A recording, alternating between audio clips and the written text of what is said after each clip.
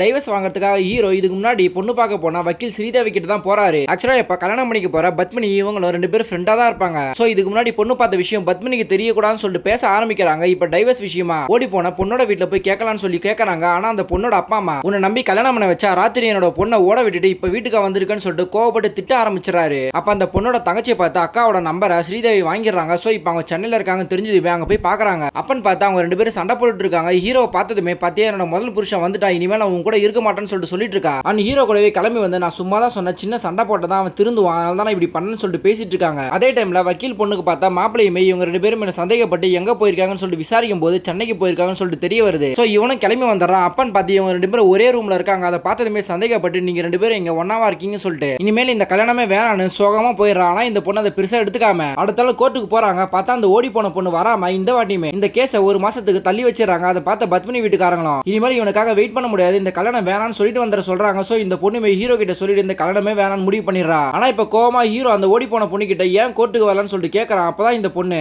நான் என்னோட லவர் கிட்ட 4 நாள் திரும்பி வந்துடான்னு சொல்லி தான் சண்டை போட்டு உங்க கூட வந்தான். ஆனா இப்போ அவன் என்னை விட்டுட்டு வேற ஒரு பொண்ணை கல்யாணம் பண்ணிக்க போறான்னு சொல்லிட்டு தெரிஞ்சு போச்சு. அதனால தான் மனசு கஷ்டத்துல நான் வரவே இல்லைன்னு சொல்லிட்டு ரொம்ப ஃபீல் பண்றாங்க. இப்ப அந்த பையனுக்கு கல்யாணமே நடந்து முடிஞ்சிருது. இப்ப ஃபர்ஸ்ட் ரைட் நடக்கும் போது திடீர்னு பார்த்தா பவர் கட் ஆகுது. இவனும் லைட் அடிச்சு பாக்குறான். பார்த்தா ஓடி போன பொண்ணு தான் உள்ள நிக்கிறா. அதை பார்த்ததுமே ஷாக்ல வெளியே வந்து பாக்குறான். அப்ப அங்க இருக்க எல்லார்கிட்டயுமே நாங்க 2 பேரும் லவ் பண்ணி எனக்கு கல்யாணமும் ஆகி நான் ஓடி வந்து இவன் கூட லிவிங் டுகெதர்ல வாழ்ந்துட்டு இருந்தேன். ஆனா இப்ப என்னையே ஏமாத்திட்டு உங்க பொண்ணை கல்யாணம் பண்ணிக்கிட்டான்னு சொல்லிட்டு உண்மையை சொல்றாங்க. அதை கேட்டதவே செம்மையா சண்டை போடுறாங்க. ஹீரோ வந்து நான் தான் ஃபீஸ் கட்டையை புடுங்க, இனிமேல் ஆச்சு இந்த பொண்ணு கூட ஒழுங்கா வாழுன்னு சொல்லிட்டு இவங்க 2 பேரும் சேர்த்து வைக்கிறாங்க.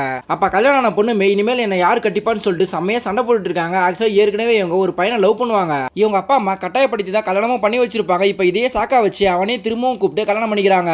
பட் ஹீரோவும் வக்கீல் பொண்ணு சேர்ந்து கடைசியில் இந்த பத்மினி கார்ல தான் போறாங்க. கடைசி வரைக்கும் ஹீரோக்கு கல்யாணம் ஆச்சான்னு சொல்லிட்டு காமிக்காமலே விட்டுறாங்க.